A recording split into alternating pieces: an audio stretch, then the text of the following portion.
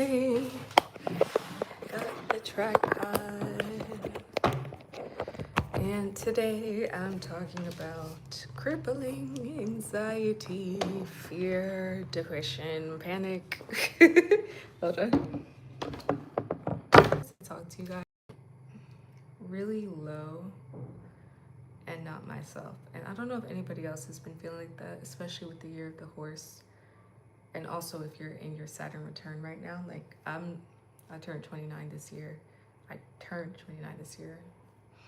Turning 30 next year. And like, this is even about age because I really don't understand when 30 became old, but I mean, I could kind of see it because when I was younger, I used to say like, oh, you're like 30.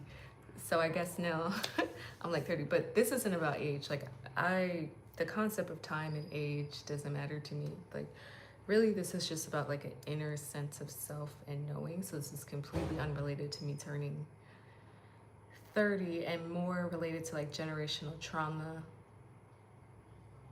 and the impacts, the subtle impacts that generational trauma has and the subtle impacts that words from, whether it's from parental figures, family, or people close to you, how they can seep into you and why you have to remove yourself, but also the scary feeling of being alone in the world once you do. And there's just so many things going on in my head right now. I don't even know where to start. And that's how bad it has been. Like my anxiety has been through the roof. I've been having daily panic attacks, depression, anxiety. And it always gets like this, I feel, whenever I'm about to elevate to a new level. I guess it's a form, now I'm realizing it's a form of self-sabotage, or perfectionism is a form of self-sabotage, where I feel like things have to be perfect in order for me to do it. Or like,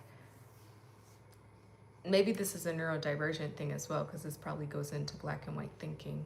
But I just didn't really realize how much I had ingrained voices in my head that were not from me and may have been from people who did or did not have my best interests at heart, but it's still their voice. And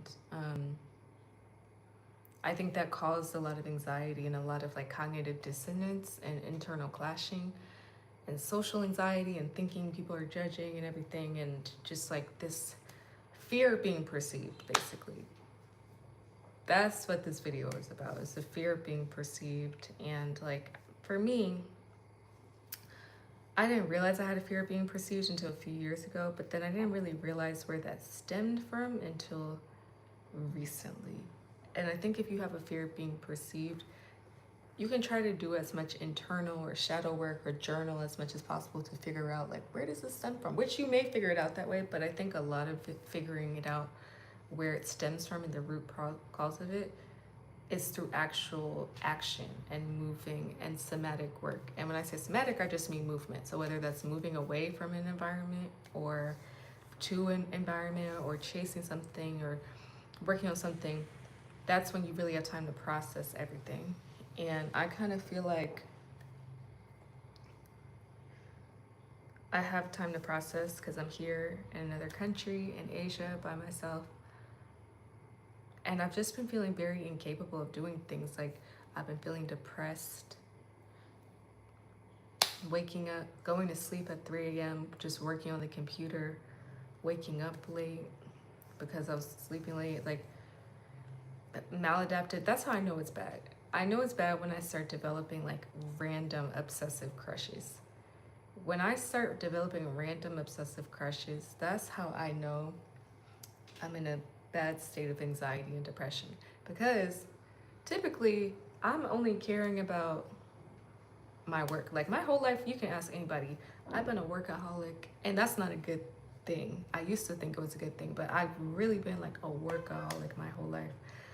Where you could ask anybody, I went to college, high school,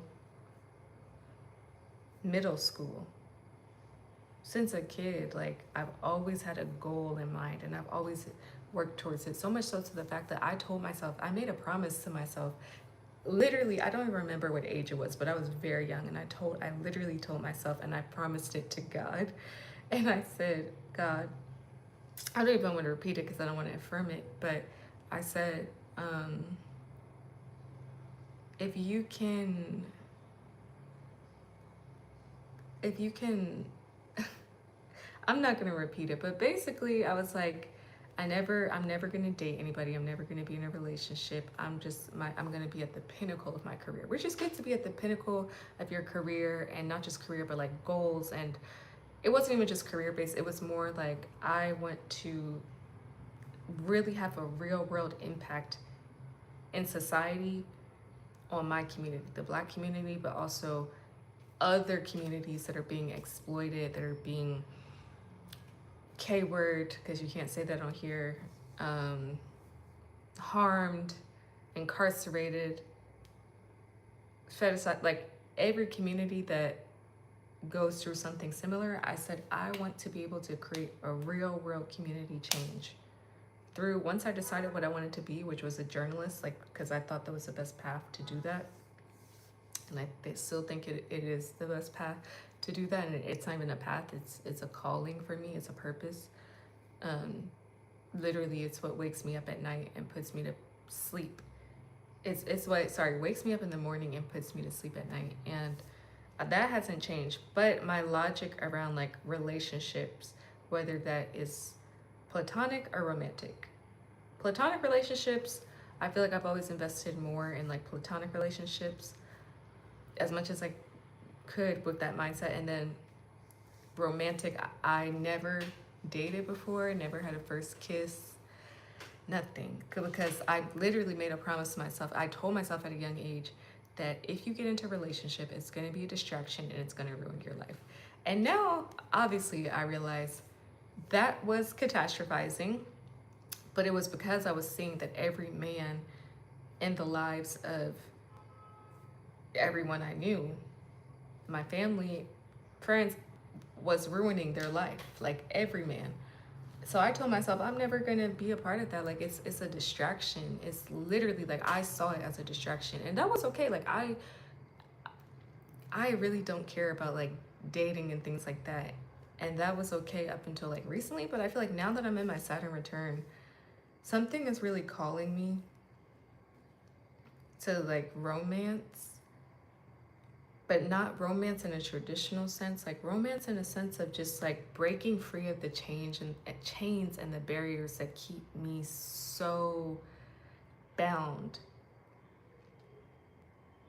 And I feel like you can only understand this if you grew up in like a repressive environment, or like have had any sort of, I feel like everybody can understand this because everybody has had naysayers. Everybody has had the people tell them that they couldn't do stuff, or like had overpowered people who would try to overpower their voice with their own or erase their voice, whatever. But I feel like now I just have this urge to like date, but not in a traditional sense. I can't really describe it, but I guess it's wanting to be seen.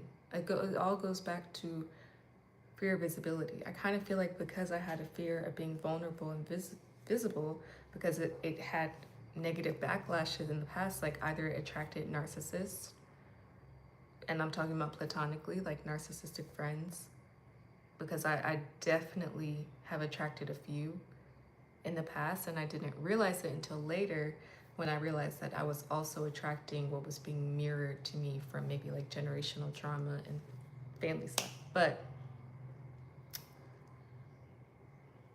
now that I'm kind of like realizing that, like it's almost like I'm watching it from a bird's eye point of view, I kind of feel as though like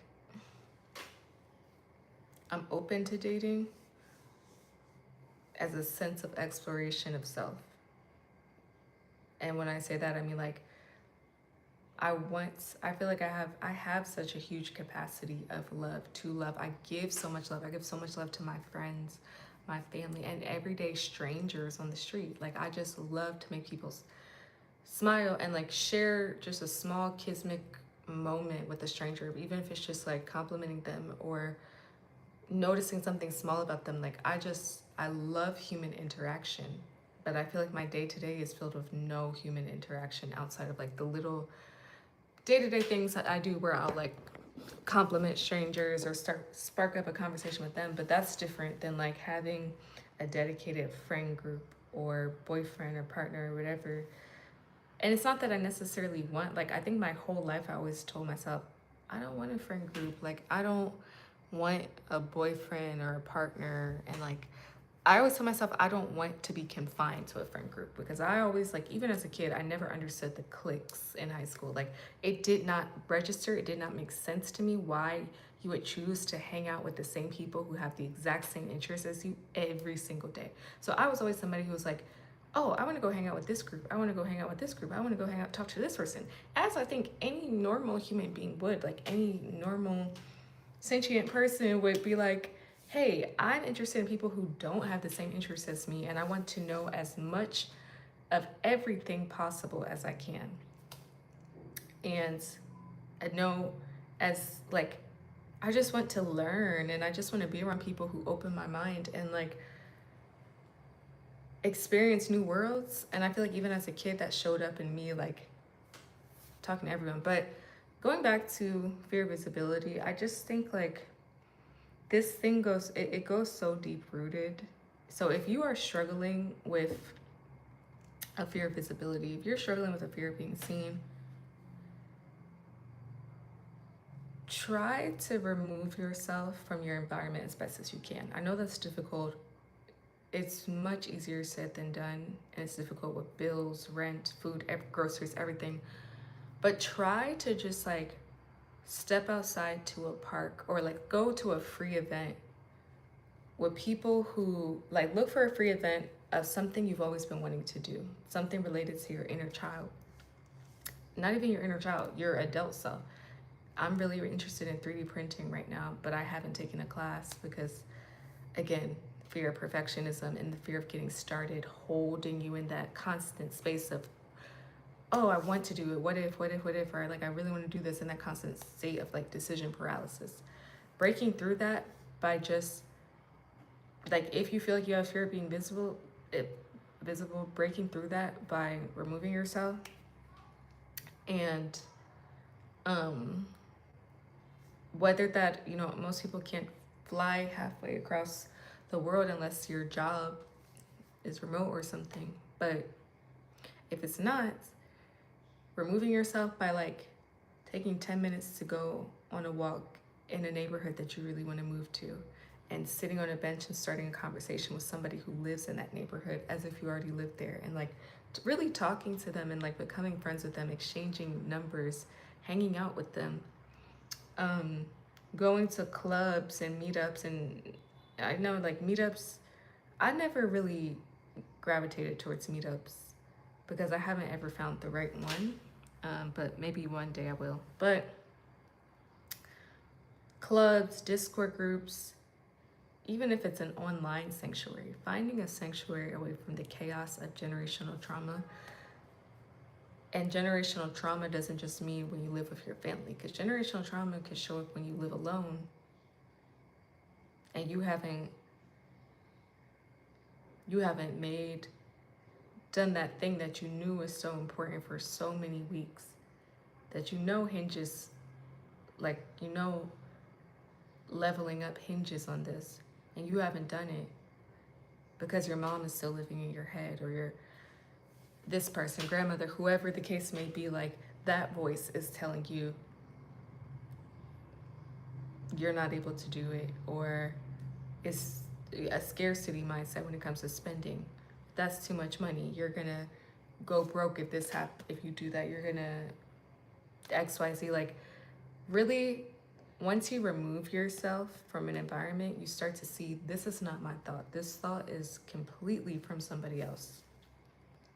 So even if you, I know it's difficult to remove yourself from a place with financial stuff, but even if you go for a walk, even if you go to a meetup or something, or like just sit on a bench in front of a place you want to live, a neighborhood you want to live, go to a free, some sort of free gathering and talk to people. And then after that, talk to yourself in your head and realize, like, how did I just internalize that event? How did I just internalize everything that just happened? Because I may still be operating from that old self, and that old self isn't even your old self. It's actually the selves of so many other people before you, and generational trauma and generational people who have implemented that in your head subconsciously. And I'm not even just talking about family. This applies to friends and relationships too. This applies to all relationships, platonic, familial, and romantic. It's that voice that is not yours. Any voice that is not yours has come from something else. And a lot of us people don't realize that we're walking around with that. But we can be deprogrammed. That's the good thing. And it starts with action. It starts with removing yourself, because really, there's only so much you can talk your way out of something. We all know logically this doesn't make sense unless it's a cognitive distortion. But in both cases, whether you know and you're aware, or whether it's a cognitive distortion, which I'll make a video on the 12 cognitive distortions. Yeah, I'll do a video on that because that helps to be aware of it and know when to catch it. But whether you're aware or whether you're not aware of it, we can be deprogrammed from it. And it starts with taking your brain. If you listen to or read and study neuroplasticity, you will see that with neuroplasticity, your brain is a muscle. You can train your brain. The best way to train your brain is to, like, even now I just realized I'm overthinking everything I'm saying. Like, I'm listening to the sound of my own voice and I'm cringing. And I don't know why, because it's like, there's nothing wrong with me. Like, why am I cringing at the sound of my voice? Anyway, neuroplasticity is that your brain works like a muscle, and you can train your brain. So you can train your brain. Your brain only learns from experience. It doesn't learn from overanalyzing, from reading. It does learn from reading, it ingests it, but the fear, the part of the brain that controls fear and anger and all those responses, only learns from experience. Which is why if an animal is abused or something bad happens to an animal in the kitchen, they're never going to want to enter that kitchen again, because they know this just happened. If a caveman touches a fire, or a human touches a fire, they're never going to want to do it again, because they know I just got burned. Your brain works the same way. Muscle memory. It jerks back when you walk into social environments, because it's telling you socially, I've been isolated, I've been made fun of, I've been mocked, I haven't been understood. So I'm going to withdraw myself and I'm going to isolate. If your brain walks into your family's house and instantly starts shrinking and starts having decision paralysis, not able to make decisions, getting depressed, not able to leave the house, it's because when I did try to leave the house, when I did try to do this, I was shut down instantly, and other people's beliefs were either forced onto me or, beaten on me, whatever the case may be. So it's that muscle memory knee jerk, but we can train ourselves out of that muscle memory knee jerk if we catch when we're doing the 12 cognitive distortions. And the 12 cognitive distortions, I believe some of it is one of it is catastrophizing. Catastrophizing is when you believe, I dropped this water on the desk, so now everything is ruined. So catastrophizing is when a few things go wrong and suddenly everything is ruined. And that usually becomes from like a parental voice or like a familiar voice or even an authoritative voice. I think a lot of times it's authoritative, like teachers, religious groups, anybody who has some sort of authority in your life, like a teacher, whatever, a counselor, whatever.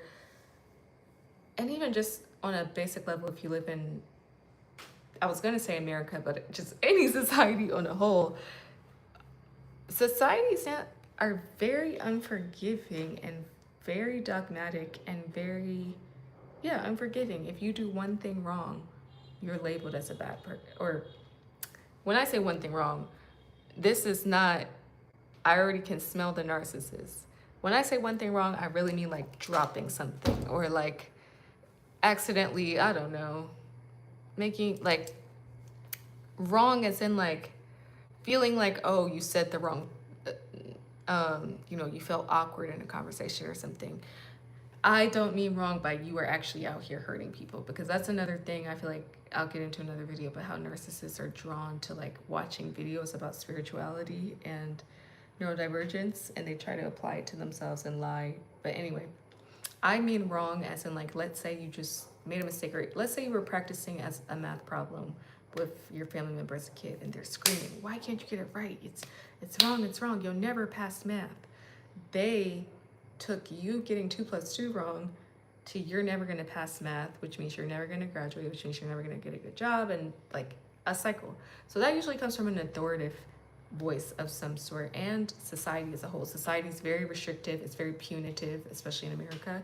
You could just do one thing and suddenly you are labeled as, I don't know, cringe or whatever the case may be. So cognitive distortion is one. Catastrophizing is one. There's a bunch of others I'll get to in another video, but I have to go because I want to eat my Popeye's chicken that I just bought. I bought it in Vietnam, and they have a sweet fish sauce flavor, which I love fish sauce, and I love the sweet chili fish sauce, so I can't wait to try it. I can't wait to bite into it. And the last thing I say is like a really racist incident happened to me in Popeyes today.